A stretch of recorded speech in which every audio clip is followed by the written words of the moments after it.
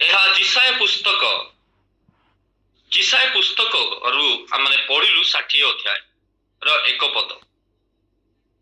ए जो जिसाय पुस्तक को गोटे मिनी बाइबल बोली कि कुआ जाए। टोटल आदि पुस्तक रु प्रकाशित पर्यंत 66टा बुक अच्छी से 66टा बुक भितर जिसाय चैप्टर रे मध्य 66टा चैप्टर अच्छी। एई जो जिसाय को दुई भाग रे विभक्त करा जाए। गोटे 1 अध्याय रु 39 अध्याय पर्यंत ताहा जिसाय को द्वारा एक जजमेंट रो भविष्यवाणी थिला। विचार करिवार विभिन्न प्रकार दंडर विभिन्न प्रकार अनुजोगर वाक्य थिला एवं 39 रु यदि 66 पर्यंत बा 40 रु 66 पर्यंत आश्वासनार गोटे वाक्य थिला। गोटे 1 अध्याय रु 39 पर्यंत विचार दंडर गोटे वार्ता एवं 39 रु 66 पर्यंत गोटे आश्वासन बा आनंद बा गोटे परित्राणर वार्ता बोली कि कहा जाए। 66 अध्याय जेतेबेले 39 पर्यंत जेतेबेले हमने देखु बाइबल रे मलाखी पर्यंत प्राय 39टी पर्व विभिन्न भविष्यत वक्ता मानक द्वारा प्रभु विभिन्न कार्य करिले वाक्य कहिले तांको द्वारा तांको लोक मानक द्वारा। एवं आमे जदि 27टा अध्याय को जेतेबेले देखिबा माथ्यू पुस्तक प्रकाशित पर्यंत सेठी यीशु ख्रीष्टंकर आगमन बा एक परित्राणर आश्वासना परित्राणर वार्ता आनंददायक सुसंवाद मनुष्य निकट को आसी पहुंचला। तो प्रभु गौरव पांतु ए स्थान रे हमने देखु जे गोटे आश्वासनार वार्ता उठ दीप्तिमती हुओ। ता पूर्व यदि देखिबे विभिन्न प्रकार अनेक जजमेंट विषय सब जिसाय द्वारा प्रभु वार्ता दौछंती। किंतु एटी गोटे आश्वासना गोटे सुंदर वाक्य जे उठ दीप्तिमती हुओ ख्रीष्ट तुमको बा तुम्भर दीप्ति उपस्थित। तो आज अल्प समय आम चिंता करिबा जे उठिबा कहा जाउछि उठ क्यों अवस्था आम उठिबा एवं कहीं उठिबा। प्रथम वार्ड रे कहा जाउछि उठ कहीं कहिले नहीं पवित्र आत्मा जे दीप्तिमती हुओ उठ वार्ड टाकू लगा गला। तापर छुटिया कमा अच्छे देखो अपन बाइबल रे उठ तापर कमा देकी दीप्तिमती हुओ। तो यही उठिबा विषय को प्रभु आज आम जीवन रे कौन कहबा चाहती। गोटे मनुष्य गोटे ख्रीष्ट विश्वासी गोटे मंडली गोटे ख्रीष्टीय समाज गोटे ख्रीष्टीय परिवार क्यों अवस्था उठिबा आवश्यक जे ताकू गोटे दीप्ति ता जीवन को आसीबो। गोटे क्यों स्थान उठिबा को हबो जे गोटे दीप्ति ता जीवन मध्य को ता परिवार मध्य को आसीबो। एवं कहीं उठिबा विभिन्न प्रकार चिंता मध्य रे मुथिबा अवस्था रे प्रभु मते 2-3टा विषय वाक्य रु प्रभु मते कहले ता आपण मानक निकट रे मो बांटिबा पाई चाहे। प्रथम विषय को माने देखिबा सेही एफिसियो पुस्तक तार 5 अध्याय रो 14 पद आमे पढ़िबा। एफिसियो अध्याय तार 5 अध्याय रो 14 पद जे से स्थान रे पाउल एफिसियो मंडली को कौन कहंती क्यों अवस्था उठिबा पाई एफिसियो मंडली को कहा जाउछि। के जदि पाउछंती आमने पढ़िबा एफिसियो तार 5 अध्याय रो 14 पद।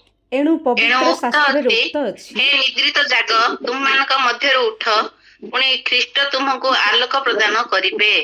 आमेन। एणु उक्त अछि हे निद्रित जाग मृत मानक मध्य उठ एक ନିଦ୍ରାରୁ ଉଠିବା ପାଇଁ ପ୍ରଭୁଙ୍କର ବାକ୍ୟ ଆଜି ଆମମାନଙ୍କୁ ଆଉ ଚେତାବନୀ ଦିଏ ଏବଂ ଆମମାନଙ୍କୁ ଆଶ୍ୱାସନା ବି ଦିଏ। ଜଣେ ଯଦି ଉଠିବ ତାକୁ ଈଶ୍ୱରଙ୍କର ଆଲୋକରେ ଆଲୋକିତ କରାଯିବ। ସେ ଯଦି ବି ଉଠିବ ସେ ଈଶ୍ୱରଙ୍କ ପ୍ରତାପରେ ପୂର୍ଣ୍ଣ ହବ। ତେଣୁ ଏଫିସିୟ ମଣ୍ଡଳୀକୁ ପାଉଲ କହୁଛନ୍ତି, ହେ ନିଦ୍ରିତ ଜାଗ, ମୃତମାନଙ୍କ ମଧ୍ୟରୁ ଉଠ, ଖ୍ରୀଷ୍ଟ ତୁମ୍ଭକୁ ଆଲୋକ ପ୍ରଦାନ କରିବେ। ମୋର ପ୍ରିୟ ପ୍ରଭୁଙ୍କର ଲୋକମାନେ, ମୋର ପ୍ରଭୁଙ୍କର ଦାସ ଦାସୀ ମାନେ, ଆଜି ଆମମାନଙ୍କର ଜୀବନରେ କେଉଁ ପରିସ୍ଥିତି ଦେଇକି ଆମେ ଯାଉଛୁ, କେଉଁ ବିଷୟ ଦେଇକି ଆମେ ଯାଉଛୁ, ଯାମାନଙ୍କୁ ପ୍ରଭୁ କହନ୍ତି ଉଠିବା ପାଇଁ। ବେଳେ ବେଳେ ଏ ପ୍ରକାର ହେଇଯାଏ ଖ୍ରୀଷ୍ଟୀୟ ସମାଜ, ବେଳେ ବେଳେ ଏ ପ୍ରକାର ହେଇଯାଏ ଖ୍ରୀଷ୍ଟୀୟ ପରିବାର, ବେଳେ ବେଳେ ସବୁ ବିଷୟ ଠିକ ଥିବ, ଆତ୍ମିକ ଭାବରେ ନିଦ୍ରାଗ୍ରସ୍ତ ହୁଅନ୍ତି। ଏଠାରେ ଲେଖାଯାଇଛି ଜାଗ, ଜାଗିକି ଉଠ। ଯେତେବେଳେ ଦେଖିବେ, ଯେତେବେଳେ ଆଉ ଆଗ ବର୍ତ୍ତମାନ ସେମାନଙ୍କର ଆଉ ସଂଖ୍ୟା କମିଗଲାଣି, ଗାଁ ଗହଳିରେ ହଉ, ବିଭିନ୍ନ ପ୍ରକାର ସହରରେ ହଉ, ଆଉ ଗ୍ରାମାଞ୍ଚଳରେ ହଉ, କଲୋନୀ ମାନଙ୍କରେ ହଉ, ଆଉ ସେମାନେ ହୁଇସିଲ ମାରି ମାରିକି ରାତ୍ରିରେ ବୁଲନ୍ତି, ଜାଗତେ ରହୋ, ଜାଗତେ ରହୋ, ଜାଗତେ ରହୋ। ମୋର ପ୍ରିୟ ପ୍ରଭୁଙ୍କ ଲୋକମାନେ, ରାତ୍ରି ଟାଇମରେ ଲୋକମାନଙ୍କୁ କୁହାଯାଉଛି ସତର୍କ ହେଇକି ରୁହ, ଜାଗିକି ରୁହ। ମୋର ପ୍ରିୟ ପ୍ରଭୁଙ୍କ ଲୋକମାନେ, ଆଜି ଆମମାନଙ୍କୁ ନିଦ୍ରାରୁ ଉଠିବା ପାଇଁ, ତ ମୁଁ ଆଜି କେଉଁ ନିଦ୍ରା ସତରେ କଣ ମୁଁ ଶାରୀରିକ ଭାବରେ ଏଟା କୁହାଯାଉଛି। ଜଣେ ଯଦି ନିଦ୍ରାରେ ଯଦି ଶାରୀରିକ ଭାବରେ ଯେତେବେଳେ ଦେଖିବେ, ନିଦ୍ରାରେ ଯେତେବେଳେ ଆମେ ଶୋଉ, ସେ ଚତୁଃପାର୍ଶ୍ୱରେ ସେଇ ଗୋଟିଏ ହାତର ଚତୁଃପାର୍ଶ୍ୱରେ କଣ ହଉଛି ଆମେ ଜାଣି ପାରିନଥାଉ। କଣ ସବୁ ରିଏକ୍ସନ ହଉଛି, କଣ ସବୁ ଘଟଣା ଘଟୁଛି, ଜଣେ ଯଦି ଶୋଇଥିବ ସେ ସାଧାରଣତଃ ଜାଣିପାରିବ ନାହିଁ। ଯଦି ଆତ୍ମିକ ଭାବରେ ଜଣେ ଯଦି ଶୋଇକି ରହିବ, ତାର ଚତୁଃପାର୍ଶ୍ୱରେ କଣ ହଉଛି ସେ ଜାଣିପାରିବ ନାହିଁ। ଯେତେବେଳେ ନିଦ୍ରାରୁ ଜାଗିବା ପାଇଁ ଅବାଧ୍ୟ ରୂପ ନିଦ୍ରାରେ ନିଦ୍ରାଗ୍ରସ୍ତ ଥିଲେ ଜୁନସ, 1 ଅଧ୍ୟାୟର 6 ପଦ ଆଉ ଘରେ କେତେବେଳେ ପଢିବେ, ସମସ୍ତ ପ୍ରକାର ଘଟଣା। ଜଣେ ଅବାଧ୍ୟ ହେଇକି ଚାଲି ଯାଉଛି, ନିନିବିକୁ ନ ଯାଇକି ତର୍ଷିସକୁ ଚାଲି ଯାଉଛି, ଅବାଧ୍ୟ ରୂପରେ ମଗ୍ନ, ଅବାଧ୍ୟ ରୂପ ନିଦ୍ରାରେ ନିଦ୍ରାଗ୍ରସ୍ତ। ଜଣେ ଶୋଇଛନ୍ତି ଜାହାଜର ଗୋଟିଏ କୋଣରେ ଯାଇକି, ଲୋକମାନେ ଏପଟ ହନ୍ତସନ୍ତ, ସଦା ପ୍ରଭୁଙ୍କର କ୍ରୋଧ, ସଦା ପ୍ରଭୁଙ୍କର କାର୍ଯ୍ୟ, ଶକ୍ତିର କାର୍ଯ୍ୟ ସେ ସ୍ଥାନରେ ହଉଛି। ବିଭିନ୍ନ ପ୍ରକାର ପ୍ରଳୟ, ଝଡ ତୋଫାନରେ ଲୋକମାନେ ନିଜର ଜୀବନ ବଞ୍ଚେଇବା ପାଇଁ ଅନେକ ପ୍ରକାରର କଷ୍ଟ କରୁଛନ୍ତି, ଭୟଭୀତ ଅବସ୍ଥାରେ ସବୁ ପ୍ରକାର ମାନେ କହିବାକୁ ଗଲେ ଗୋଟେ ବାତ୍ୟା ସେ ସ୍ଥାନରେ ହେଇଯାଉଛି। କିନ୍ତୁ ଜଣେ ଶୋଇଛି, ଚିନ୍ତା କରନ୍ତୁ କଣ ହଉଛି ଜଣା ନାହିଁ। ଜନସଂଖ୍ୟା ଜାହାଜର ଅଧ୍ୟକ୍ଷ ଆସି କହୁଛନ୍ତି, ହେ ଯୁବକ ଉଠ। ସେ କହୁଛନ୍ତି, ହେ ଯୁବକ ଉଠ, ତୁମେ ଏଠି ଶୋଇକି ଅଛ, କଣ କରୁଛ, ତୁମେ କେଉଁ ସ୍ଥାନରୁ ଆସିଲ, ତୁମେ କେଉଁ ସ୍ଥାନର ଲୋକ, ଟିକେ ପରିଚୟ ଦେବ। ଜୁନସ କହିଲେ, ଏଇଟା ମୋ ଦ୍ୱାରା ହେଇଛି, ମୁଁ ଅବାଧ୍ୟ ହେବା କାରଣରୁ ସଦାପ୍ରଭୁ ପରମେଶ୍ୱର ଏ ଘଟଣା ଘଟେଇଛନ୍ତି। ମୋର ପ୍ରିୟ ପ୍ରଭୁଙ୍କ ଲୋକମାନେ, ଅନେକ ସମୟରେ ଆଉ ବେଳେ ବେଳେ ଅବାଧ୍ୟ ରୂପ ନିଦ୍ରାରେ ଆମେ ନିଦ୍ରିତ ହେଇଯାଉ। ଛୋଟ ଛୋଟ ବିଷୟ, ବେଳେ ବେଳେ ଆମମାନଙ୍କୁ କିଛି କିଛି ବିଷୟ ଶିକ୍ଷା ଦେବାକୁ ପଡେ। ଅଳସୁଆ, ହିତୋପଦେଶରେ ଲେଖାଯାଏ, ମୁଁ ଅଳସୁଆର କ୍ଷେତ ମଧ୍ୟ ଦେଇକି ଗଲା ବେଳକୁ ଦେଖିଲି ଯେ ସେ ସ୍ଥାନରେ କଣ୍ଟକଲତା, ବିଛା ସବୁ ବିଭିନ୍ନ ପ୍ରକାରର ଜଙ୍ଗଲର ହିଂସ୍ରକ ଜନ୍ତୁ ଯାକ ବାଡରେ ପଶି ଯାଇଛନ୍ତି। ଯେତେବେଳେ ଜଣେ ଅଳସୁଆ ହୁଏ, ଯେତେବେଳେ ଜଣେ ଆତ୍ମିକ ଭାବରେ ଯଦି ସେ ସତର୍କ ହୁଏ ନାହିଁ, ଆତ୍ମାଙ୍କର ଆଉ ଆତ୍ମିକ ଜୀବନର ଆଉ ଚତୁଃପାର୍ଶ୍ୱରେ ଯଦି ସେ ପ୍ରାର୍ଥନାର ବାଡ଼ ଦେବ ନାହିଁ, ଈଶ୍ୱରଙ୍କର ବାକ୍ୟର ବାଡ଼ ଦେବ ନାହିଁ, ନିତାନ୍ତ ଭାବରେ କୌଣସି ଶତ୍ରୁ ସେ ଭିତରକୁ ପ୍ରବେଶ କରିବା ପାଇଁ, କାରଣ ତାର ପ୍ରାଚୀରୀ କଣ ହୁଏ, ଭଙ୍ଗା ଅବସ୍ଥାରେ ଥାଏ। ସେ ସ୍ଥାନରେ ଯେତେବେଳେ ଭଲ ଗଛ ଲଗେଇଥିଲେ ମଧ୍ୟ କଣ ହୁଏ, ଗୋଟେ ମାନେ କଣ୍ଟକ ଗଛ ବାହାରେ। ବାଇବଲରେ ଯେତେବେଳେ ଦେଖୁ, ଯୀଶୁ ଖ୍ରୀଷ୍ଟ ଯେତେବେଳେ ଗୋଟିଏ ଜାଗାରେ ଆଉ ଉଦାହରଣ ମାଧ୍ୟମ ଦେଇ କହିଲା ବେଳକୁ, ଗୋଟିଏ ଲୋକ ଗହମ ବୁଣିକି କଣ କରିଦେଲେ, ସେ ଶୋଇଗଲେ। କିନ୍ତୁ ଶୋଇବାର ଫାଇଦା ନେଇକି ଆଉ ଜଣେ ଆସିକି ସେଠି କଣ ବାଳୁଙ୍ଗା ବୁଣିକି ଚାଲିଗଲା। ଶୋଇବା ହଉଛି ଆତ୍ମିକ ଜୀବନରେ ଯଦି ଆମେ ସବୁ ଠିକ ଥିବ, ଶାରୀରିକ ଭାବରେ ସବୁ ଆକ୍ଟିଭ ଥିବ, ଯଦି ଆମେ ଯଦି କୌଣସି କ୍ଷେତ୍ରରେ ଏଇ କ୍ଷେତ୍ରରେ ଯଦି ଆମେ ଶୋଇ ପଡୁଛୁ, ନିତାନ୍ତ ଭାବରେ ଆମମାନଙ୍କର ଜୀବନରେ ସମସ୍ୟା ଆସିଯାଏ। ଅବାଧ୍ୟ ରୂପ ନିଦ୍ର, ଅପବିତ୍ର ରୂପ ନିଦ୍ରାରେ ଜଣେ ନିଦ୍ରାଗ୍ରସ୍ତ ହେଇଥିଲେ। କିଏ? ତାହା ହଉଛି କଣ ଯାଉଛୁ ଗୋଟେ ସ୍ପିରିଚୁଆଲ ପାୱାର ଗୋଟେ ଚାଲିଯାଏ ଆମମାନଙ୍କର ଜୀବନ ଠାରୁ। ତେଣୁ ମୋର ପ୍ରିୟ ପ୍ରଭୁଙ୍କ ଲୋକମାନେ, ଉଠିବା ପାଇଁ କୁହାଯାଉଛି। ଆଦି ପୁସ୍ତକ ଯେତେବେଳେ ପଢିବେ, ଯେତେବେଳେ ଲାବନଙ୍କ ଗୃହରୁ ଚାରି ଜଣ ସ୍ତ୍ରୀଙ୍କୁ ଧରିକି ଯେତେବେଳେ ଯାକୁବ ନିଜର ଆଉ ଗୃହକୁ ଫେରିଲେ, ସମସ୍ତ ବିଷୟ ଠିକ ଅଛି। ତ ଲାବନ ଯେତେବେଳେ ଆସିକି ପଛେ ଆସିକି ପହଞ୍ଚିଲେ ଏବଂ କହିଲେ ମୋର ମୂର୍ତ୍ତି ଗୁଡାକ ତୁମେ ନେଇକି ପଳେଇ ଆସିଛ, ସମସ୍ତଙ୍କର ତମ୍ବୁକୁ ଯାଇକି ଯେତେବେଳେ ଲାବନ ଖୋଜୁଛନ୍ତି, ରାହେଲ ଯୋଉ ମୂର୍ତ୍ତିକୁ ଚୋରେଇକି ଆଣିଥିଲେ ସେ ମୂର୍ତ୍ତିର ଉପରେ ବସି ପଡିଛନ୍ତି। ଯେତେବେଳେ ଲାବନ ଗଲେ ସେ ଉଠି ପାରିଲେ ନାହିଁ। ଲାବନକୁ ନିଜ ଝିଅ ମିଛ କହୁଛନ୍ତି, କହିଲେ ବାପା ମୁଁ ଆପଣଙ୍କ ସାମ୍ନାରେ ଉଠି ପାରିଲି ନାହିଁ ଏଥିପାଇଁ ମୋର ଶାରୀରିକ ଜନିତ କିଛି ସମସ୍ୟା ସକାଶେ। ବେଳେ ବେଳେ କୌଣସି ଅପବିତ୍ର ଜିନିଷକୁ ଲୁଚେଇବା ପାଇଁ ଆମେ ଉଠି ନଥାଉ। ରାହେଲ ସେଦିନ ଉଠିଲା ନାହିଁ। ମୋର ପ୍ରିୟ ପ୍ରଭୁଙ୍କ ଲୋକମାନେ, ଅନେକ ସମୟରେ କିଛି ବିଷୟ ପାଇଁ ଆମମାନଙ୍କୁ ଉଠିବାକୁ ହବ। ନିଦ୍ରା ଗଲେ ଆତ୍ମିକ ଶକ୍ତି ଆମମାନଙ୍କର ଜୀବନରୁ ଚାଲିଯାଏ। ମୋର ପ୍ରିୟ ପ୍ରଭୁଙ୍କର ଜାଗ୍ରତ ହେଲେ ଦୀପ୍ତି ଆସିବ। ମଲାଖି 4:2 ଲେଖାଯାଏ, ଏ ପ୍ରକାର ଦୀପ୍ତି ଆସିବ ଯାହାକି ଧର୍ମ ରୂପ ସୂର୍ଯ୍ୟ ଆରୋଗ୍ୟଦାୟକ କିରଣ ଆମମାନଙ୍କର ଜୀବନରେ ପ୍ରକାଶିତ ହବ। ସେଥିପାଇଁ କୁହାଯାଉଛି ଉଠ, ଖ୍ରୀଷ୍ଟ ତୁମକୁ ଆଲୋକ ପ୍ରଦାନ କରିବେ। ସେ ଆଲୋକ କଣ? ସେଇ ଆଲୋକ ହଉଛି ଧର୍ମ ରୂପର ସୂର୍ଯ୍ୟ ଅଟେ, ଆନନ୍ଦଦାୟକ କିରଣ ଅଟେ, ଆରୋଗ୍ୟଦାୟକ କିରଣ ଅଟେ। ମୋର ପ୍ରିୟ ପ୍ରଭୁଙ୍କ ଲୋକମାନେ, ଯଦି ଜାଗ୍ରତ ହବା, ସେଇ ସୁବୁଦ୍ଧି କନ୍ୟା ସଦୃଶ୍ୟ ଆମେ ଯୀଶୁଙ୍କୁ ଭେଟ କରିପାରିବା। ତେଣୁ ଚିନ୍ତା କରୁ, ମୁଁ କୋଉ ନିଦ୍ରାରେ ନିଦ୍ରାଗ୍ରସ୍ତ। ଯଦି ମୁଁ ଠିକ ଅଛି ତ ପ୍ରେଜ୍ ଦ ଲର୍ଡ, କିନ୍ତୁ ଯଦି ମୁଁ ଏଇ କୌଣସି କ୍ଷେତ୍ରରେ ଯଦି ନିଦ୍ରାଗ୍ରସ୍ତ ହେଇଯାଉଛି, ମତେ ଉଠିବାକୁ ପ୍ରଭୁ କହୁଛନ୍ତି। ଯଦି ଉଠିବି, ମୋ ଜୀବନରେ ମୋ ପରିବାରରେ ଗୋଟେ ଆଲୋକ ଆସିବ। ଦ୍ୱିତୀୟ ବିଷୟ, ପ୍ରେରିତ ପୁସ୍ତକ ତାର 3 ଅଧ୍ୟାୟ ଆମେ ସମସ୍ତେ ଜାଣୁ। ପ୍ରେରିତ ପୁସ୍ତକ 3 ଅଧ୍ୟାୟ 7-8 ଗୋଟେ କଥା ଲେଖାଯାଏ, ଯେତେବେଳେ ଖଞ୍ଜ ବ୍ୟକ୍ତିଙ୍କୁ ଯେତେବେଳେ ଉଠା ଯାଉଛି, ପଢନ୍ତୁ ଯଦି କି ପାଉଛନ୍ତି ଆଉ ପଢିବା, ଯେ ନିଦ୍ରାରୁ ଉଠିବା ପ୍ରଥମ ବିଷୟ। ଦ୍ୱିତୀୟ ବିଷୟ, ନିଃସନ୍ଦେହରେ ଆମମାନଙ୍କୁ ଉଠିବାକୁ ପଡିବ। ଯେତେବେଳେ ତାକୁ ଯୀଶୁ ଖ୍ରୀଷ୍ଟଙ୍କ ନାମରେ ଉଠା ଯାଉଛି, ସେ ତ ବଳ ପାଇଲା ସତ, କିନ୍ତୁ ତାର ବିଶ୍ୱାସ ମଧ୍ୟ ସେ ସ୍ଥାନରେ ପରିପ୍ରକାଶିତ ହୁଏ। ଯଦି ପାଉଛନ୍ତି ପଢନ୍ତୁ ପ୍ରେରିତ 3 ଅଧ୍ୟାୟ 7 ଏବଂ 8 ପଦ। ପୁଣି ସେ ତାର ଡାହାଣ ହାତ ଧରି ତାକୁ ଉଠାଇଲେ, ସେଥିରେ ତତ୍କ୍ଷଣାତ୍ ତାର ପାଦ ଓ ଗୋଡରେ ଗଣ୍ଠି ସବୁ ବଳ ପାଇଲା, ଆଉ ସେ କୁଦା ମାରି ଠିଆ ହେଲା। ପୁଣି ଚାଲିବାକୁ ଲାଗିଲା, ଆଉ ସେ ଚାଲୁ ଚାଲୁ ଓ କୁଦା ମାରୁ ମାରୁ ପୁଣି ଈଶ୍ୱରଙ୍କର ପ୍ରଶଂସା କରୁ କରୁ ସେମାନଙ୍କ ସହିତ ମନ୍ଦିରରେ ପ୍ରବେଶ କଲା। ଆମେନ୍। ସେ କୁଦା ମାରି ଠିଆ ହେଲା।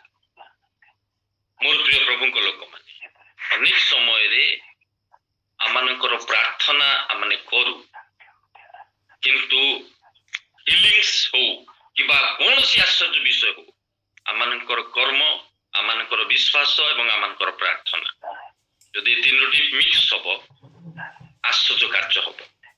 এই 3ଟି ଯଦି ଆମେ ମିଶେଇବା, ଆଶ୍ଚର୍ଯ୍ୟ କାର୍ଯ୍ୟ ହବ। ଆମମାନଙ୍କର ବିଶ୍ୱାସ, ଆମମାନଙ୍କର କର୍ମ ଏବଂ ଆମମାନଙ୍କର ପ୍ରାର୍ଥନା। ଯଦି ଆମମାନଙ୍କ ପାଇଁ ଜଣେ ପ୍ରାର୍ଥନା କରୁଛନ୍ତି, ଆମମାନଙ୍କର ବିଶ୍ୱାସ ବି ହେବାର ଅଛି, ଆମମାନଙ୍କର କର୍ମ ମଧ୍ୟ ସେ ସ୍ଥାନରେ ପ୍ରକାଶ କରିବାର ଅଛି। এই ବ୍ୟକ୍ତି ଯେତେବେଳେ ତାଙ୍କୁ ଉଠାଉଛନ୍ତି, ସେ ନିଃସନ୍ଦେହରେ ଉଠୁଛନ୍ତି। ପ୍ରତ୍ୟେକ ଦିନ ଅନେକ ଲୋକ ଉଠେଇଛନ୍ତି ତାଙ୍କୁ, ଖଟିଆରେ ଆଣିକି କିମ୍ବା ବୋହିକି ଆଣି, ଲେଖାଯାଏ ପ୍ରେରିତ ପୁସ୍ତକରେ, ବୋହିକି ଆଣି ଲୋକମାନେ ସୁନ୍ଦର ନାମକ ଦ୍ୱାରରେ ତାକୁ ସବୁଦିନ ଥୋଇ ଦେଉଥିଲେ। କେହି ତ କେବେ କହିନାହାନ୍ତି ଉଠିବା ପାଇଁ, ବା ସେ ମଧ୍ୟ କେବେ ଉଠିବା ପାଇଁ ଚେଷ୍ଟା ବି କରିନାହାନ୍ତି। ମାତୃଗର୍ଭରୁ ଖଞ୍ଜ ଏକ ସନ୍ଦେହର ବିଷୟ ଯେତେବେଳେ ଆମମାନଙ୍କର ଜୀବନରେ ଥିବ ଆମେ କେବେ ଉଠି ପାରିବା ନାହିଁ। ତେଣୁ କରିକି ସେ ବିଶ୍ୱାସରେ ଉଠୁଛନ୍ତି, ନିସନ୍ଦେହରେ ଉଠୁଛନ୍ତି। ଯେତେବେଳେ ବିଶ୍ୱାସରେ ଉଠିବା ପ୍ରଭୁ କଣ କରିବେ? ସାହାଯ୍ୟ କରିବେ।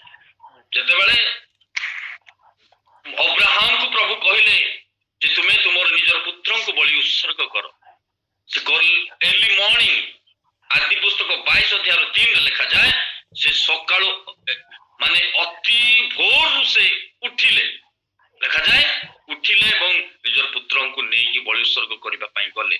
କିନ୍ତୁ ପ୍ରଭୁ ଯୋଗେଇଲେ, କୌଣସି ସନ୍ଦେହ କରିନାହାନ୍ତି ପ୍ରଭୁ।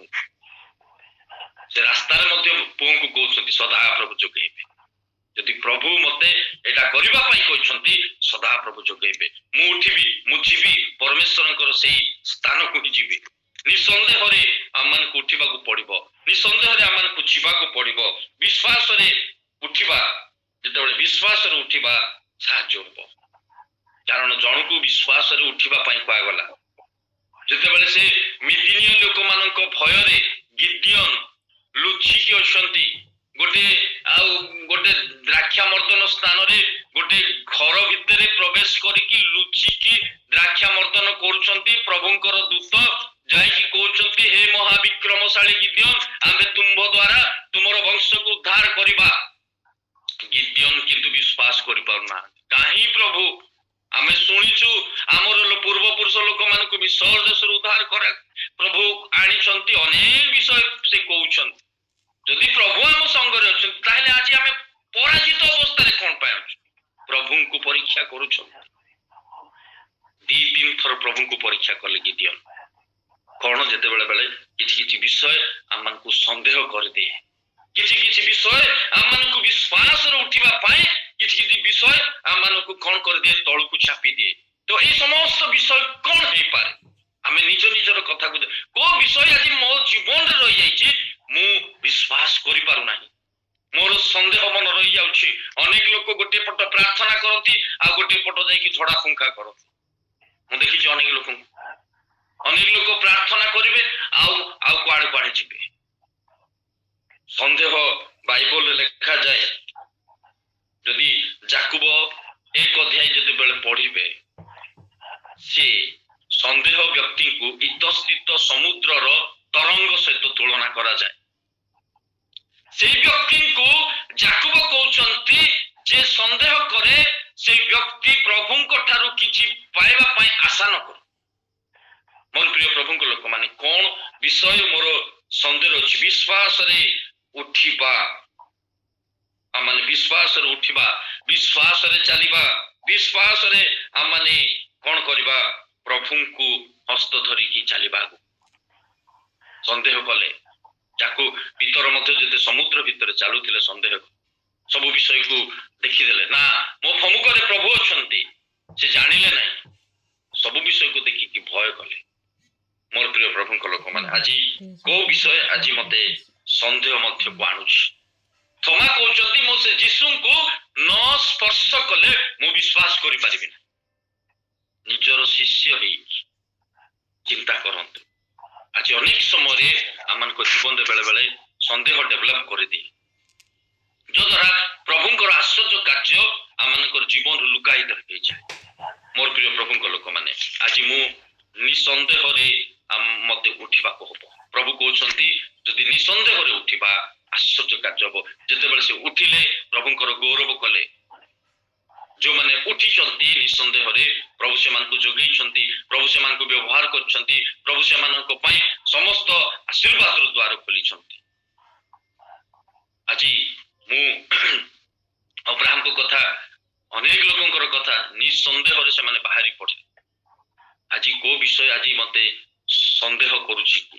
ବିଶ୍ୱାସରେ ଆଗକୁ ବଢିବା ପାଇଁ କୋଉ ବିଷୟ ଆଜି ମତେ, ଆଉ କୋଉ ବିଷୟ ଆଜି ଏମିତି ବିଷୟ ରହିଯାଇଛି ମୋ ଜୀବନରେ ଯାହାକି ମୁଁ ପ୍ରଭୁଙ୍କୁ ପୂର୍ଣ୍ଣ ବିଶ୍ୱାସ କରିପାରୁନାହିଁ। କିଛି କିଛି ସନ୍ଦେହ ବିଷୟ ରହିଯାଉଛି, କିଛି କିଛି ଡାଉଟ ବିଷୟ ରହିଯାଉଛି। ଇସ୍ରାଏଲ ଲୋକମାନେ ଯେତେବେଳେ ମିଶର ଦେଶରୁ ବାହାରିଲେ, ଅଧା ରାସ୍ତାରେ କମ୍ପ୍ଲେନ ଆରମ୍ଭ ହୋଇଗଲା, ଅଧା ରାସ୍ତାରେ ଅଭିଯୋଗ ଆରମ୍ଭ ହୋଇଗଲା। ଆମେ ସେଠି ଭଲରେ କରିଥିଲୁ ଆଗକୁ କଣ ହବ କଣ ନାହିଁ ଆମର ମାନେ ଏଇ ପଡିଆ ଭିତରେ ଆମମାନଙ୍କୁ ତୁମେ ମାରିବାକୁ ଆସିଛ ଆଣିଛ ଅନେକ ସନ୍ଦେହ ଜାତ ହେଲା ଲୋକମାନେ ଅଧା ରାସ୍ତାରୁ ଚାଲିଗଲେ ଅଧା ରାସ୍ତାରୁ ସେମାନେ କିନାନ ଅଭିମୁଖେ ପହଞ୍ଚି ପାରିଲେ ନାହିଁ ଗୋଟିଏ ଗୋଟିଏ ସନ୍ଦେହ ଆମମାନଙ୍କୁ ଆଗକୁ ବଢିବା ପାଇଁ ରୋକିଦିଏ ତୃତୀୟ ବିଷୟ ମୁଁ ଜଲ୍ଦି ଜଲ୍ଦି ଟିକେ କହିବି ପ୍ରଥମ ରାଜାବଳୀ ଖୋଲନ୍ତୁ ପ୍ରଥମ ରାଜାବଳୀ ତାର 19 ଅଧ୍ୟାୟର 5 ପଦରୁ 8 ପଦ ପର୍ଯ୍ୟନ୍ତ ପଢିବା ଏଲିୟ ଏକ ନିରୁତ୍ସାହିତ ଅବସ୍ଥାରେ ଅଛନ୍ତି ପ୍ରଭୁ କହୁଛନ୍ତି ନିରୁତ୍ସାହିତ ନ ହୋଇକି ଉଠ ପ୍ରଥମ ବିଷୟ ଦେଖିଲୁ ନିଦ୍ରାରୁ ଉଠ ନିଦ୍ରା ଅବସ୍ଥାରୁ ଉଠ ଏବଂ ଦ୍ୱିତୀୟ ବିଷୟ ନିଃସନ୍ଦେହରୁ ଉଠ ତୃତୀୟ ବିଷୟ ଆମେ ଦେଖିବା ନିରୁତ୍ସାହିତ ନ ହୋଇକି ଉଠ ଏଲିୟ ଅନେକ ଆଶ୍ଚର୍ଯ୍ୟ କାର୍ଯ୍ୟ ପ୍ରଭୁଙ୍କ ଠାରୁ କରିଥିବା ବ୍ୟକ୍ତି ପ୍ରାର୍ଥନା କରିକି ଅଗ୍ନି ଆଣିଥିବା ବ୍ୟକ୍ତି ପ୍ରାର୍ଥନା କରିକି ବୃଷ୍ଟିକୁ ବନ୍ଦ କରୁଥିବା ବ୍ୟକ୍ତି ପ୍ରାର୍ଥନା କରିକି ବୃଷ୍ଟିକୁ ଆଣୁଥିବା ବ୍ୟକ୍ତି ପ୍ରାର୍ଥନା କରିକି ବିଧବାର ସ୍ତ୍ରୀଙ୍କର ଜୀବନକୁ ଆଣିଥିବା ବ୍ୟକ୍ତି ଯେ କି ସବୁ କ୍ଷେତ୍ରରେ ପ୍ରଭୁଙ୍କର ଶକ୍ତିରେ ଚାଲୁଥିବା ବ୍ୟକ୍ତି ସେ ଯେ କି 450 ବାଲ ଭବିଷ୍ୟତ ବକ୍ତାଙ୍କୁ ମାରି ଦେଇଥିବା ବ୍ୟକ୍ତି ଯେ କି ଆହାବ ରାଜାଙ୍କର ରଥର ପଛେ ଆଗେ ଆଗେ ଦୌଡ଼ିକି ସମସ୍ତ କାର୍ଯ୍ୟ କରିବା ବ୍ୟକ୍ତି ଦିନେ ହାରାସମେଣ୍ଟ ଅବସ୍ଥାରେ ଅଛନ୍ତି ଗୋଟେ ରତନ ବୃକ୍ଷ ମୂଳେ ଶୋଇ ପଡିଛନ୍ତି ଏବଂ ପ୍ରଭୁଙ୍କୁ ମୃତ୍ୟୁ ପ୍ରାର୍ଥନା କରୁଛନ୍ତି ପଢିବା ପ୍ରଥମ ରାଜାବଳୀ 19 ଅଧ୍ୟାୟର 5 ରୁ 8 ପଦ ପର୍ଯ୍ୟନ୍ତ ତହୁଁ ସେ ରତନ ବୃକ୍ଷ ମୂଳେ ଶୟନ କରି ନିଦ୍ରା ଗଲେ ଏଥିରେ ଦେଖ ଏକ ଦୂତ ତାଙ୍କୁ ସ୍ପର୍ଶ କରି କହିଲେ ଉଠ ଭଜନ କର ତହିଁରେ ସେ ଅନାନ୍ତେ ଦେଖ ତାଙ୍କ ମସ୍ତକ ପାଖରେ ଅଙ୍ଗାରରେ ପୋକ ଏକ ପିଠା ଓ ଏକ ପାତ୍ର ଜଳ ଅଛି ଏଣୁ ସେ ଭୋଜନ ପାନ କରି ପୁନର୍ବାର ଶୟନ କଲେ ଏ ଉତ୍ତରେ ସଦାପ୍ରଭୁଙ୍କର ଦୂତ ପୁନର୍ବାର ଦ୍ୱିତୀୟ ଥର ଆସି ତାଙ୍କୁ ସ୍ପର୍ଶ କରି କହିଲେ ଉଠ ଓ ଭୋଜନ କର କାରଣ ତୁମ ଶକ୍ତିରୁ ପଥ ଅଧିକ ତହୁଁ ସେ ଉଠି ଭୋଜନ ପାନ କଲେ ଓ ସେହି ଖାଦ୍ୟର ବଳରେ ପରମେଶ୍ୱରଙ୍କ ପର୍ବତ ହେରବ ପର୍ଯ୍ୟନ୍ତ 40 ଦିନ ଓ 40 ରାତି ଗମନ କଲେ ଆମେନ୍ ଏ ସ୍ଥାନରେ ଏକ ନିରୁତ୍ସାହିତ ଅବସ୍ଥାରେ ଅଛନ୍ତି ଯେ କି ଗୋଟେ ପ୍ରାର୍ଥନାର ଯୋଦ୍ଧା ବୋଲିକି କୁହାଯାଏ ଯେ କି ପ୍ରାର୍ଥନା କରିକି ଅଗ୍ନି ଆଣିଥିବା ବ୍ୟକ୍ତି ସେ ଦିନେ ନିରୁତ୍ସାହିତ ପ୍ରଭୁଙ୍କୁ କହୁଛନ୍ତି ପ୍ରଭୁ ମତେ ମାରିଦିଅ ମୁଁ ଆଉ ଆଗକୁ ବଢି ପାରିବି ନାହିଁ ଚିନ୍ତା କରନ୍ତୁ ଏଲିୟଙ୍କର ଜୀବନରେ ନିରୁତ୍ସାହିତ ଜଣେ ତା ପଛରେ ଗୋଡିଛି ଇସେବେଲ ରାଣୀ ସେ କହୁଛନ୍ତି ପ୍ରଭୁ ମୁଁ ଆଉ ଆଗକୁ ବଢି ପାରିବି ନାହିଁ ମତେ ଏଇ ସ୍ଥାନରେ ମୋର ପ୍ରାଣକୁ ନେଇଯାଅ ଅନେକ ସମୟରେ କିଛି କିଛି ବିଷୟ ଆମମାନଙ୍କୁ କଣ କରିଦିଏ ନିରୁତ୍ସାହିତ କରିଦିଏ ଆମମାନଙ୍କର ଲକ୍ଷ୍ୟ ପଥରେ ଯିବା ପାଇଁ ବେଳେ ବେଳେ ଆଗକୁ ଯିବା ପାଇଁ ବେଳେ ବେଳେ ପ୍ରତିବନ୍ଧକ ସାଜିଯାଏ ଯଦ୍ୱାରା ଆମେ ଆଗକୁ ବଢି ନଥାଉ ବହୁତ ସୁନ୍ଦର ପ୍ରାର୍ଥନାର ଉତ୍ତର ଆମେ ପାଇଥାଉ ସବୁ ଆତ୍ମିକ ଜୀବନରେ ସବୁ ସଠିକ ଥିବ କିନ୍ତୁ ବେଳେ ବେଳେ କିଛି କିଛି ବିଷୟ ନୈରାଶ୍ୟ ଆଡେ ପହଞ୍ଚେଇ ଦେବ କୌଣସି ଘଟଣା କୌଣସି ବିଷୟ କୌଣସି କଥା କୌଣସି ଆଉ ସମସ୍ୟା ହେତୁ ଆମେ ନିରୁତ୍ସାହିତ ହେଇଯାଉ ଏଲିୟ ନିରୁତ୍ସାହିତ ଶୋଇ ପଡୁଛନ୍ତି ଏବଂ କହୁଛନ୍ତି ପ୍ରଭୁ ମୁଁ ଆଉ ବଞ୍ଚିବା ପାଇଁ ଚାହେଁନି ମତେ ମାରିଦିଅ କାରଣ ସେ ଇସେବେଲ ରାଣୀ ମୋ ପଛରେ ଗୌଡ଼ିଛି ପ୍ରଭୁ କହିଲେ ତୁମକୁ ଉଠିବାକୁ ପଡିବ ତାକୁ ପିଠା ଦିଆଗଲା ପାଣି ଦିଆଗଲା ଉଠ ଏଲିୟଙ୍କର ଆଶ୍ଚର୍ଯ୍ୟ ମୁଁ ଯେତେବେଳେ କାଲି ଆଉ ଟିକେ ତା ବିଷୟରେ ଚିନ୍ତା କରୁଥିଲି ପଢୁଥିଲି ଗୋଟେ ଦୁର୍ଭିକ୍ଷ ଜାଗାକୁ ଗଲେ ସେ ସ୍ଥାନରେ ପିଠା ଖାଏ କରିତ ନଦୀ ମଧ୍ୟରେ ଥିଲେ ସେ ସ୍ଥାନରେ କାଉ ଦ୍ୱାରା ମାଂସ ଏବଂ ରୁଟି ଖାଏ ଏ ସ୍ଥାନରେ ଶୋଇଛନ୍ତି ତାକୁ ପିଠା ଦିଆଯାଉଛି ଉଠ ଭୋଜନ କର ତୁମକୁ ଉଠିବାକୁ ପଡିବ ତୁମକୁ ଚାଲିବାକୁ ପଡିବ ମୋର ପ୍ରିୟ ପ୍ରଭୁଙ୍କ ଲୋକମାନେ ଆଜି ଆମେ କୌଣସି କ୍ଷେତ୍ରରେ ହତାଶ କି ଯେତେବେଳେ ଇସ୍ରାଏଲ ଲୋକମାନେ ଯେତେବେଳେ ଫେରିକି ଆସିଲେ ଇସ୍ରାଏଲ ଲୋକମାନଙ୍କୁ ଯେତେବେଳେ ମିଶର ଦେଶରୁ ମୋସାଙ୍କର ନେତୃତ୍ୱରେ ଯେତେବେଳେ ଆଣିଲେ ପ୍ରଭୁ ଯେତେବେଳେ ମୋସାକୁ ପ୍ରଭୁ ଯେତେବେଳେ ନେଇଗଲେ ସମସ୍ତେ ଇସ୍ରାଏଲ ସମାଜ ନିରୁତ୍ସାହିତ ଆମମାନଙ୍କୁ କିଏ ଆଗକୁ କଢେଇକି ନବ ତ ଜିହୋସିଆଙ୍କୁ ପ୍ରଭୁ କହିଲେ 1:9 ପଦରେ ଲେଖାଯାଏ ତୁମେ ହତାଶ ହୁଅ ନାହିଁ କି ନିରାଶ ହୁଅ ନାହିଁ ଆମେ ମୂଷା ସଙ୍ଗରେ ଯେ ପ୍ରକାର ଥିଲୁ ଆମ୍ଭେ ତୁମ୍ଭ ସଙ୍ଗରେ ରହିବା ମୋର ପ୍ରିୟ ପ୍ରଭୁଙ୍କ ଲୋକମାନେ ସେଇ ବାକ୍ୟ ଆଜି ଆମେ ପ୍ରତ୍ୟେକଙ୍କ ପାଇଁ ହତାଶ ହୁଅ ନାହିଁ କି ନିରାଶ ହୁଅ ନାହିଁ ଆମ୍ଭେ ତୁମ୍ଭର ସଙ୍ଗୀ ହେବା ବୋଲି ସଦାପ୍ରଭୁ ପରମେଶ୍ୱର ଆମମାନଙ୍କୁ କହୁଛନ୍ତି। ଆମର ଜୀବନ ଯାତ୍ରାରେ ଆମମାନଙ୍କର କାର୍ଯ୍ୟରେ ଆମମାନଙ୍କର ସବୁ ବିଷୟରେ ଆମମାନଙ୍କର ପାରିବାରିକ କ୍ଷେତ୍ରରେ ଆମମାନଙ୍କର ଯେକୌଣସି କ୍ଷେତ୍ରରେ ହଉ ପ୍ରଭୁ କହୁଛନ୍ତି ହତାଶ ନ ହେଇକି ନିରାଶ ନ ହେଇକି ଉଠିକି ଆଗକୁ ବଢିବା ପାଇଁ। ଏଲିୟଙ୍କୁ କୁହାଯାଉଛି ଉଠ ଭୋଜନ କର। ଆଜି ଆମମାନଙ୍କୁ କୋଉ ବିଷୟ ଭୋଜନ କରିବା ପାଇଁ ପ୍ରଭୁ କହୁଛନ୍ତି? ପକ୍ୱରେ ଏକ ପିଷ୍ଟ ରଖାଯାଇଛି, ପକ୍ୱରେ ଏକ ପିଠା ରଖାଯାଇଛି, ଖାଇଲେ ଏବଂ ଉଠିଲେ ଏବଂ ପରମେଶ୍ୱରଙ୍କର ପର୍ବତ ହୋରେବ ପର୍ଯ୍ୟନ୍ତ ଚାଲିଗଲେ। ପରମେଶ୍ୱରଙ୍କ ପର୍ବତ ହୋରେବ ବିଭିନ୍ନ ପର୍ବତ ବିଷୟ ଲେଖାଯାଏ। ସିଓନ ପର୍ବତ, ପରମେଶ୍ୱରଙ୍କ ପର୍ବତ, ସିଓନ ପର୍ବତ, ଜିତ ପର୍ବତ, ଏହା ଏକ ଉଚ୍ଚ ସ୍ଥଳକୁ ବୁଝାଏ। ଯଦି ଆମେ ଉଠିକି ଆଗକୁ ଯିବା ଏକ ଉଚ୍ଚ ଜାଗାରେ ଆମେ ପହଞ୍ଚି ପାରିବା। ଆମମାନଙ୍କ ଆଧ୍ୟାତ୍ମିକ ସବୁ କ୍ଷେତ୍ରର ଉଚ୍ଚ ହବ। ସେଥିପାଇଁ ଗୀତ ସଂହିତା ଆଉ 91 ଗୀତର 14 ପଦରେ ପ୍ରଭୁ କହିଲେ ଯିଏ ଆମ୍ଭ ଉପରେ ସ୍ନେହ ରଖିଅଛି ଆମେ ତାହାକୁ ଉଚ୍ଚରେ ରଖିବା। ମୋର ପ୍ରିୟ ପ୍ରଭୁ ଲୋକମାନେ, ପ୍ରଭୁଙ୍କ ଲୋକମାନେ, ଆମମାନଙ୍କର ଜୀବନ ଉଚ୍ଚରେ ପରମେଶ୍ୱରଙ୍କର ପର୍ବତ, ବାଇବଲରେ ଲେଖାଯାଏ ପରମେଶ୍ୱରଙ୍କର ପର୍ବତ ଗୋଟେ ଅଛି। ଦିନେ ସେଇ ପର୍ବତରେ ସଦାପ୍ରଭୁ ପରମେଶ୍ୱର ପ୍ରଭୁ ଯୀଶୁ ଖ୍ରୀଷ୍ଟ ବିଚାରକର୍ତ୍ତା ଭାବରେ ଗୋଟେ ପର୍ବତରେ ଆସିକି ପହଞ୍ଚିବେ। ଆମମାନଙ୍କୁ ସମସ୍ତଙ୍କୁ ତାଙ୍କ ନିକଟକୁ ଯିବାକୁ ପଡିବ। ଆଉ କେଉଁମାନଙ୍କର ସେ ସୌଭାଗ୍ୟ ହବ? ଯେଉଁମାନେ କି ପ୍ରଭୁଙ୍କର ଖାଦ୍ୟରେ ବଳିଷ୍ଠ, ଯେଉଁମାନେ କି ପ୍ରଭୁଙ୍କର ଶକ୍ତିରେ ବଳିଷ୍ଠ, ଆଉ ସେମାନେ ହିଁ ପ୍ରଭୁଙ୍କୁ ଭେଟ କରିପାରିବେ। ପ୍ରଭୁ କହୁଛନ୍ତି ନିରାଶ ହୁଅ ନାହିଁ, ତୁମର ଶକ୍ତି ଠାରୁ ପଥ ଅଧିକ ଅଛି। ଆମମାନଙ୍କୁ ଚାଲିବାର ଅଛି। ଆମେ ବେଳେ ବେଳେ ଶୋଇ ପଡୁ, ବେଳେ ବେଳେ ହାଲିଆ ହେଇଯାଉ, ବେଳେ ବେଳେ ନିରାଶ ହେଇଯାଉ।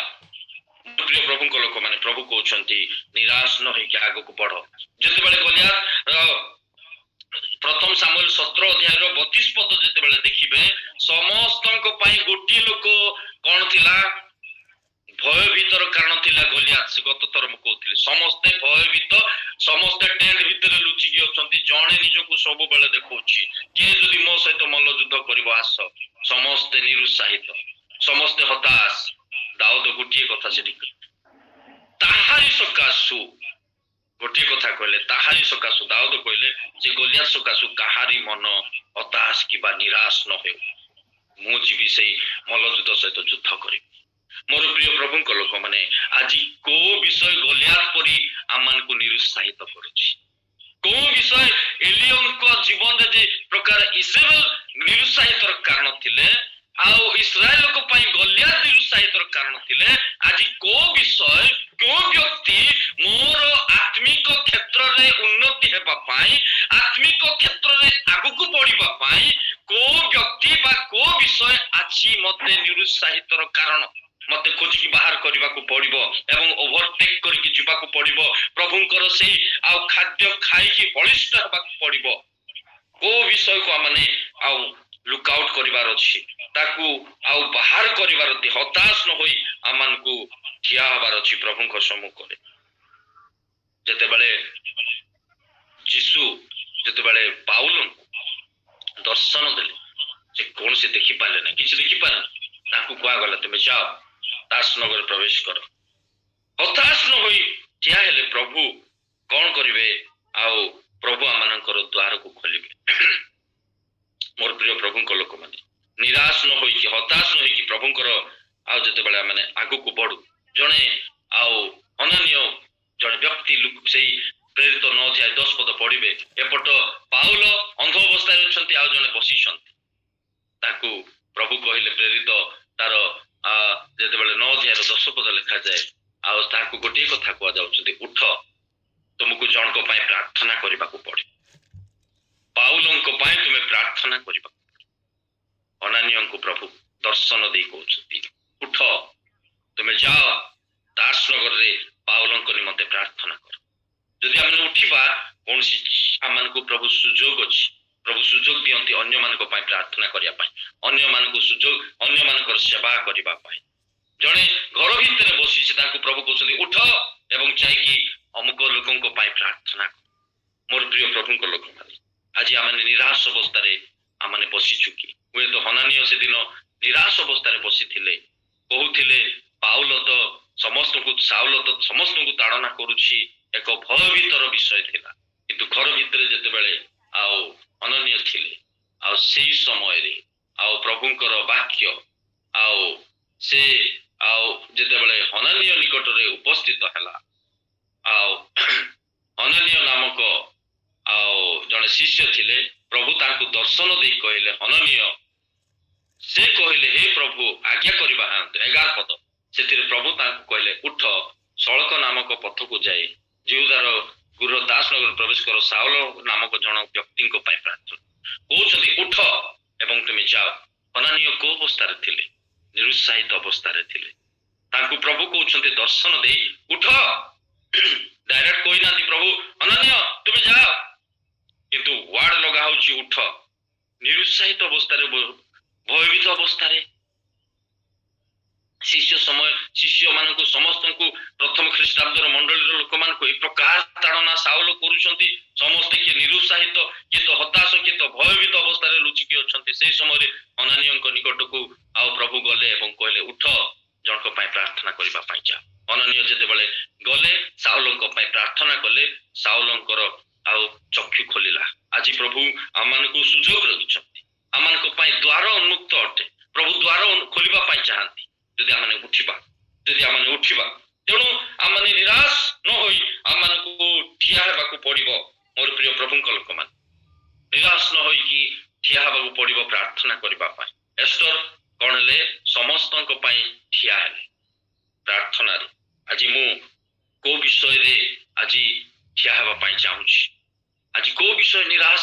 ଏଷ୍ଟରଙ୍କ ସମୟରେ ଜଣେ ନିରାଶ କରିବାର ବ୍ୟକ୍ତି ଥିଲେ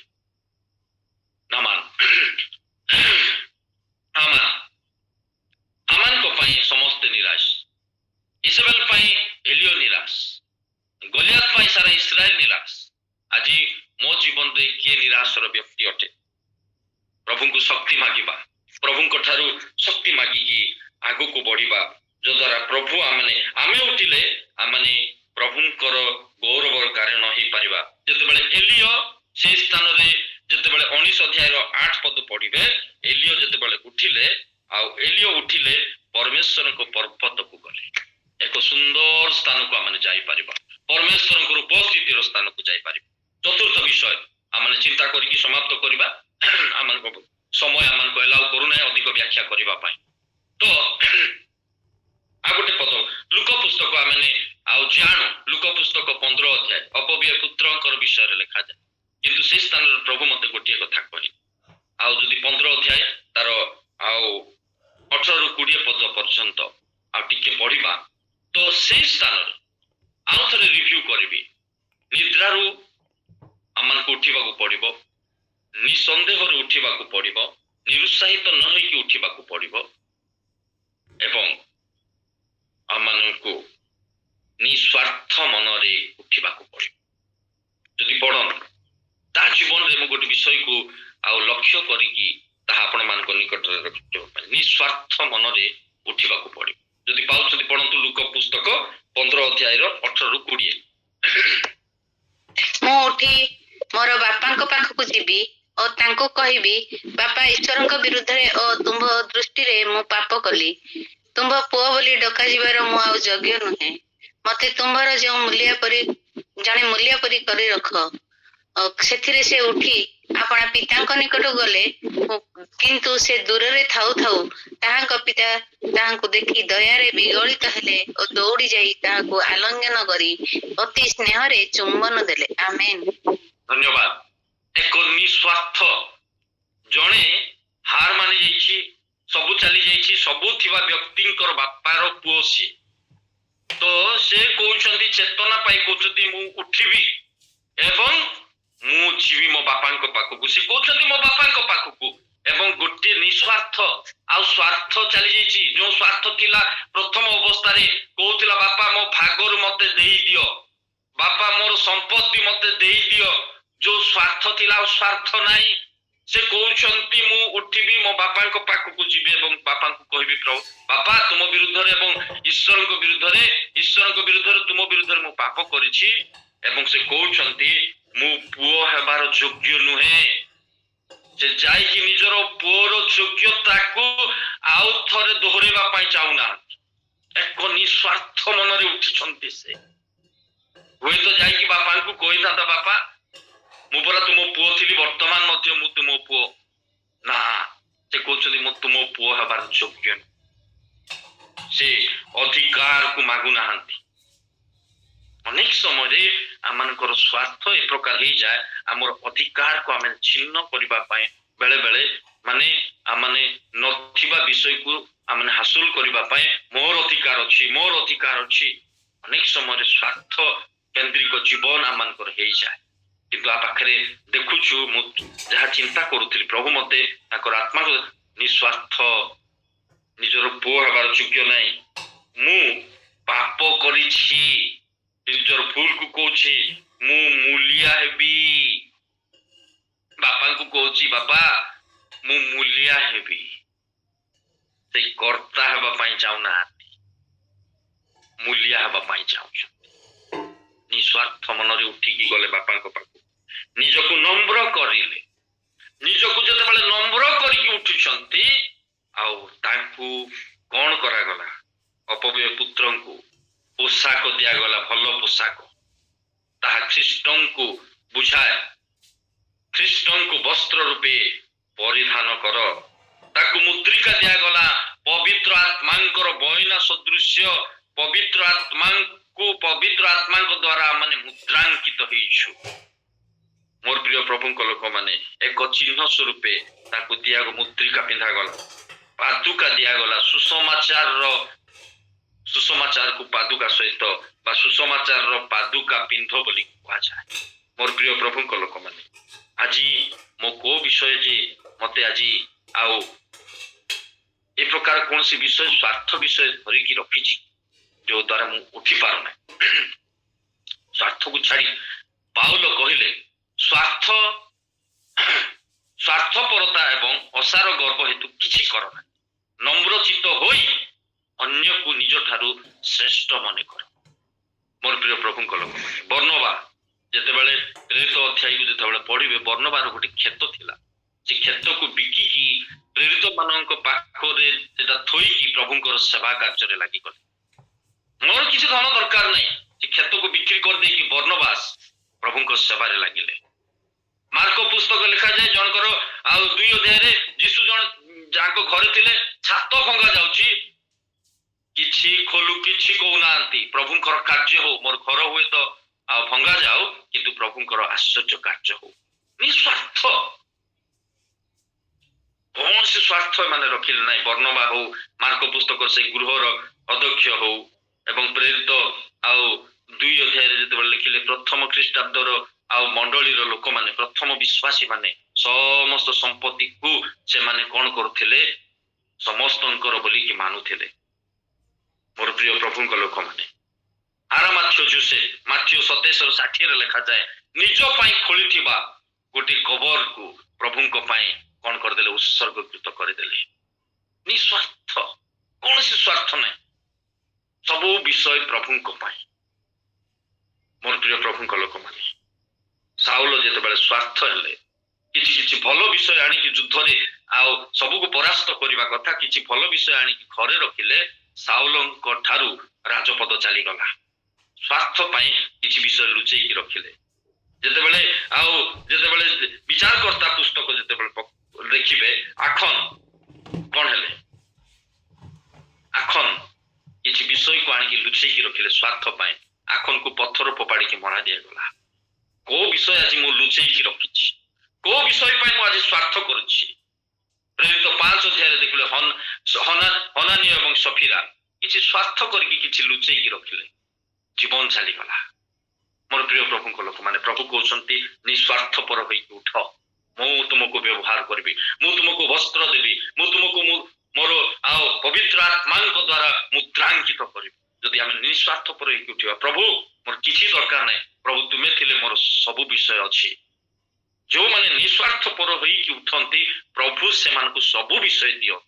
ଅପବ୍ୟୟ ପୁତ୍ର ନିସ୍ୱାର୍ଥ, ସେ ନିଜକୁ ମୂଲିଆ ବୋଲିକି ରଖିବା ପାଇଁ ଯେତେବେଳେ ନିସ୍ୱାର୍ଥ ଭାବରେ ଚିନ୍ତା କରିକି ଉଠିକି ଗଲେ, ସେ ତା ପାଇଁ ଗୋଟେ ଭଲ ପୋଷାକ, ଭଲ ବାଛୁରୀ ମରାଗଲା, ଭଲ ପୋଷାକ ଅଣାଗଲା, ଭଲ ଭୋଜିଟେ କରାଗଲା, ଭଲ ସୁନ୍ଦର ମୁଦ୍ରିକା ପିନ୍ଧାଗଲା, ପାଦୁକା ପିନ୍ଧାଗଲା।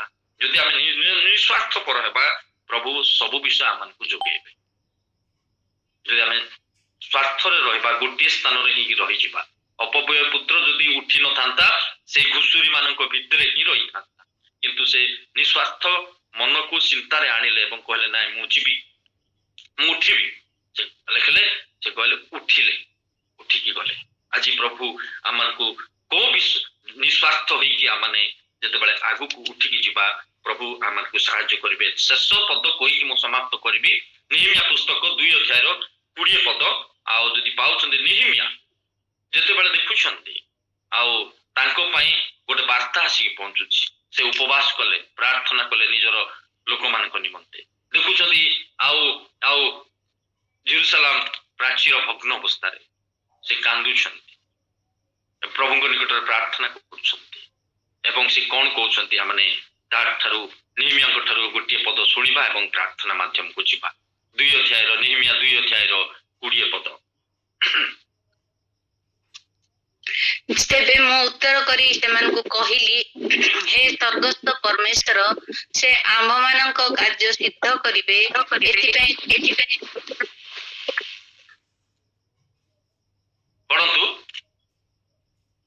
ଏଥିପାଇଁ ତାହାଙ୍କ ଦାସ ଆମ୍ଭେମାନେ ଉଠି ନିର୍ମାଣ କରିବୁ।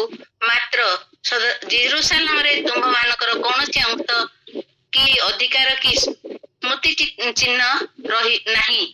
ନିହିମିଆ କହୁଛନ୍ତି ଆମ୍ଭେମାନେ ଉଠି ନିର୍ମାଣ କରିବୁ। ଶେଷ ବିଷୟ ନିର୍ମାଣ କରିବା ପାଇଁ ଉଠିବା, ନିର୍ମାଣ କରିବା ପାଇଁ ଉଠିବା। ଆଜି ଆମମାନଙ୍କୁ ପ୍ରଭୁ ତାଙ୍କର ପରିଚୟ ଦେଇଛନ୍ତି। ନିର୍ମାଣ କରିବା ପାଇଁ ଉଠିବା। ଆମମାନଙ୍କର ଭିତ୍ତିମୂଳ ଖ୍ରୀଷ୍ଟ ହୁଅନ୍ତୁ। ଆମମାନଙ୍କର ପରିତ୍ରାଣର, ଆମମାନଙ୍କର ପ୍ରାଚୀର ପରିତ୍ରାଣ ସ୍ୱରୂପ ହଉ। ଆମମାନଙ୍କର ଭିତ୍ତିମୂଳକୁ ଆମେ ନିର୍ମାଣ କରିବା। ଭିତ୍ତିମୂଳ ଖ୍ରୀଷ୍ଟ ହୁଅନ୍ତୁ। କରନ୍ଥୀୟ 3 ଅଧ୍ୟାୟର 9-10 ପଦରେ ପାଉଲ କହିଲେ, ତୁମ୍ଭମାନଙ୍କର ଭିତ୍ତିମୂଳ ଖ୍ରୀଷ୍ଟଙ୍କୁ ଭିତ୍ତିମୂଳ କରିକି ତୁମେ କଣ କର, ସମସ୍ତ କାର୍ଯ୍ୟ କର। ଯିଶାୟ ପୁସ୍ତକ 60 ଅଧ୍ୟାୟର ଆଉ ଯଦି ପଢିବେ 18 ପଦରେ, ପ୍ରାଚୀରକୁ ପରିତ୍ରାଣକୁ ପ୍ରାଚୀର ସହିତ ତୁଳନା କରାଯାଏ। ପରିତ୍ରାଣ ରୂପ ପ୍ରାଚୀରକୁ ଆମକୁ ନିର୍ମାଣ କରିବାକୁ ପଡେ। ପ୍ରଶଂସାକୁ ଦ୍ୱାର ଭାବରେ ଯିଶାୟ ପୁସ୍ତକ 60ର 18 ଏବଂ 11-26 ପଦରେ ଲେଖାଯାଏ। ମୋର ଦ୍ୱାର ଆତ୍ମିକ ଦ୍ୱାର, ପ୍ରଶଂସାର ଦ୍ୱାର ଅଟେ କି? ମୋର ପରିତ୍ରାଣର ପ୍ରାଚୀର ଷ୍ଟ୍ରଙ୍ଗ ଅଟେ କି? ନା ଭଗ୍ନ ଅବସ୍ଥାରେ ଅଛି, ମତେ ନିର୍ମାଣ କରିବାକୁ ପଡିବ। ଯେତେବେଳେ ଯାକୁବ 28 ଅଧ୍ୟାୟକୁ ଯେତେବେଳେ ଯିବେ, ଯାକୁବ ଯେତେବେଳେ ମାମୁଁ ଘରକୁ ଯାଉଥିଲେ ଭାଇଙ୍କ ଭୟରୁ, ଯେତେବେଳେ ଗୋଟିଏ ଜାଗାରେ ସେ ଶୋଇଥିଲେ, ଦେଖୁଛନ୍ତି ଗୋଟେ ଦର୍ଶନ ଦେଖୁଛନ୍ତି। ପରମେଶ୍ୱରଙ୍କର ଦୂତଗଣ ବୁଲଉଛନ୍ତି, ଚଢୁଛନ୍ତି। ସେ ଦେଖିଲେ ଏଇଟା ହଉଛି ପରମେଶ୍ୱରଙ୍କର ପବିତ୍ର ଜାଗା। ସେ ଗୋଟିଏ ପଥର ନେଇ ସେ ସ୍ଥାନରେ ତୈଳ ଢାଳି ସେଠାରେ ଗୋଟେ ସିଦ୍ଧାନ୍ତ ନେଇକି କହିଲେ, ଯଦି ମୋର ପରମେଶ୍ୱର କୁଶଳରେ ମତେ ଯଦି ଫେରେଇକି ଆଣିବେ ନିଜ ଗୃହକୁ, ମୁଁ ଏଇ ସ୍ଥାନରେ ପରମେଶ୍ୱରଙ୍କ ପାଇଁ ଗୋଟେ ବିଷୟକୁ ନିର୍ମାଣ କରିବି। ତାହା ପ୍ରଭୁ କୁଶଳ ଭାବରେ ଫେରେଇକି ଆଣିବା ହେତୁ ଆଉ ଆଇବ ତାକୁ କଣ କଲେ, ନିର୍ମାଣ କଲେ। 35 ଅଧ୍ୟାୟର 7 ପଦରେ ଆଉ ସେ ଯାହା ସିଦ୍ଧାନ୍ତ କରିଥିଲେ ଆଣିକି ନିର୍ମାଣ କଲେ ପରମେଶ୍ୱରଙ୍କର ଗୃହ ବୈଥେଲ, ଗୋଟେ ଯଜ୍ଞ ବିଧି ନିର୍ମାଣ କରି ସେ ସ୍ଥାନରେ ପ୍ରଭୁଙ୍କର ପ୍ରଶଂସା କଲେ। ମୋର ପ୍ରିୟ ପ୍ରଭୁଙ୍କ ଲୋକମାନେ, ସେ କହିଲେ ଏଇଟା ହଉଛି ପରମେଶ୍ୱରଙ୍କର ଗୃହ। ଆଜି ଆମେ ପରମେଶ୍ୱରଙ୍କୁ ଗୃହକୁ ନିର୍ମାଣ କରିବା ପାଇଁ ଉଠିବା।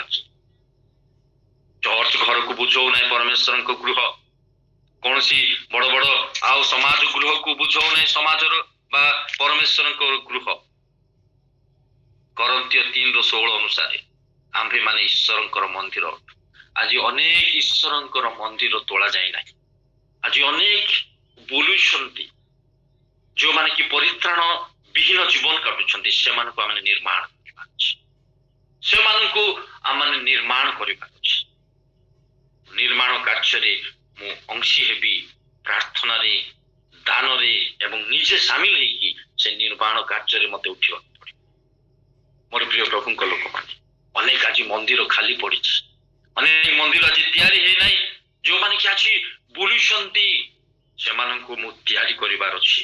ଜିହୁଦା ପୁସ୍ତକ 1:20 ଲେଖାଯାଏ, ଧର୍ମ ଜୀବନ ରୂପ ଗୃହ ନିର୍ମାଣ କର ଏବଂ ପବିତ୍ର ଆତ୍ମାଙ୍କ ସହାୟତାରେ ପ୍ରାର୍ଥନା।